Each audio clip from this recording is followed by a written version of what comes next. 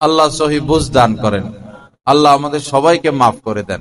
তো বদ অভ্যাসগুলো ছেড়ে দেই, বদ অভ্যাসগুলো ছেড়ে দিই। ঘুমের আগে অজু করে শুলে কি শান্তি লাগে।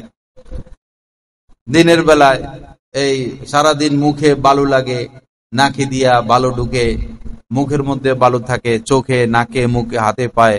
আল্লাহ রাসূলের সুন্নত, কত স্বাস্থ্যসম্মত সুন্নত যে শোয়ার আগে কি করা, অজু করা।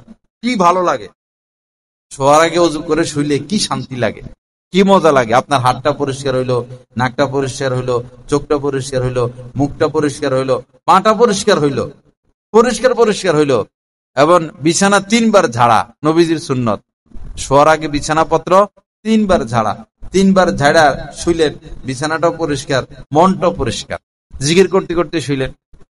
এখন যদি আপনি অজু করলেন না, বিছানা ঝাড়ু দিলেন না, মোবাইলটা লইয়া পড়ে গেলেন, পায়ে ময়লা, হাতে ময়লা, মুখে ময়লা, বিছানায় ময়লা, এখন দেখতেছেন ময়লা জিনিস, আপনি কি শান্তিতে আছেন? শান্তি নাই, শান্তি নাই। রাসূলের সুন্নত বহির্ভূত কোনো কাজে কোনো শান্তি নাই, দ্বীনের বহির্ভূত কোনো কাজে কোনো শান্তি নাই। এজন্য যখন রাত্রে বাসায় ঢুকবো, বিসমিল্লাহ পড়ে ঢুকবো। বিসমিল্লাহ পড়ে ঢুকলে কি হবে? শয়তান আর ঢুকতে পারলো না। এরপরে খাবার দাবার তো করবো, সুন্নত মোতাবেক চেষ্টা করব। অজু করে শুবো, অজু করে শুবো। টাচ মোবাইলটা আলমারির উপরে থাকবে, সুকেসের উপরে থাকবে, নিজের কাছে না। অ্যালার্ম দিয়ে রাখবেন, যেমন এখন 4:50 উঠতে হয়, 4:50 অ্যালার্ম দিয়া বাস। মোবাইল সাথে নাই, সাথে হলো তাসবিহ। সাথে কি? তাসবিহ।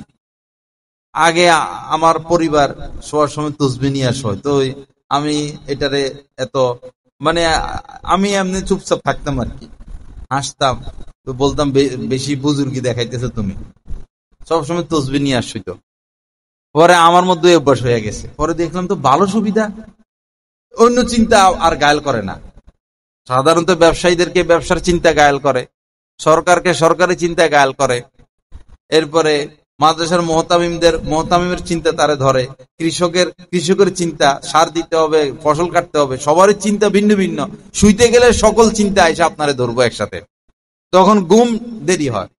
আর যদি আপনি তসবিহ নিয়ে শোন আর টার্গেট করেন 100 বার দুরূদ শরীফ পড়বো, 100 বার ইস্তেগফার পড়বো, 100 বার লা ইলাহা ইল্লাল্লাহ পড়বো, 100 বার আল্লাহ আল্লাহ পড়বো, এরকম একটা হিসাব করেন, পরে এই পড়া শুরু করে দেন, দেখবেন শয়তান এসে হাত পা টিপা ঘুম পাড়ায় দিব। যে জাগ না থাকলে তো পড়া হাজার হাজার নেকি কামাই ফেলবো, এরা তাড়াতাড়ি ঘুম পাড়াইয়া দি, হাত পা টিপা দিব, তাড়াতাড়ি ঘুম এসে যাবে। এটা ঘুমের বড় ওষুধ। বিরক্ত হইবেন না, পড়তে থাকবেন, বিরক্ত না হইয়া পড়তে থাকবেন, গজব সাথে রাখেন না। গজব আমাদের ইমান আমল সব শেষ করছে। হযরতে আমিরে মুয়াবিয়া, ওহী লেখক সাহাবী, উনি এক রাত্রে তাহাজ্জুদ পড়তে পারেন নাই। পরে সারা রাত টেনশন, মানে পরের দিন মানে কষ্ট কষ্ট, অস্থিরতা অস্থিরতা অস্থিরতা, কষ্ট কষ্ট, আফসুস আফসুস, তাহাজ্জুদ পড়তে পারলাম না, তাহাজ্জুদ পড়তে পারলাম না, তাহাজ্জুদ পড়তে পারলাম না, এরকম সারা দিন অস্থিরতার মধ্যে।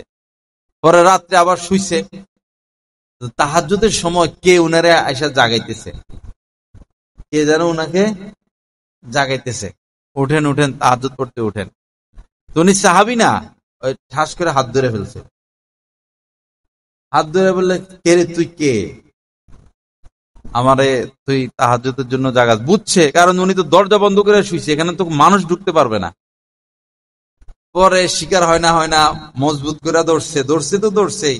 পরে আমি তো শয়তান, মানুষের আকৃতিতে আসছে। তুই শয়তান, তুই তো তাহাজ্জুদ যেন না পড়ি সেই চেষ্টা না করবি, তুই তাহাজ্জুদ পড়ার জন্য আমারে জাগাইয়া দেস, ব্যাপার কি ক?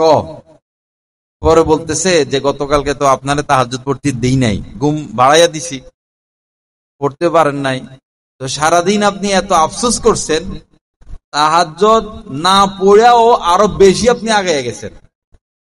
আফসোসের কারণে, আপনি যে পড়তে পারেন না, এই আফসোসের কারণে আল্লাহ আপনারে তাহাজ্জুদ পড়লে যা দিতেন এর থেকে আরো বেশি দিয়ে দিচ্ছেন। পরে আমি ভাবলাম এর চেয়ে আপনার তাহাজ্জুদ পড়াই ভালো। বেশি না ভাইয়া, কমই পান, এর চেয়ে আপনার তাহাজ্জুদ পড়াই ভালো, এজন্য আমি আপনার জাগাইতে আসছি। তো শয়তান যখন দেখবে যে আপনি অনেক কিছু পড়বেন শুয়ে শুয়া, তো জাগ না থাকলে আপনার শয়তানের অসুবিধা, নেক বেশি কামায় ফেলবেন, তো সে এসে ঘুম পাড়ায় দিবে। তো ঘুমাইতে গেলে কি করে যাব আমরা? ইনশাআল্লাহ ওযু করে যাব। মেসওয়াক রাখবেন। ব্রাশ করা নিষেধ না, কিন্তু ব্রাশের দ্বারা দাঁত ক্ষয় হয়ে যায়। আপনি সারাদিন মেসওয়াক করেন, দাঁত ক্ষয় হবে না।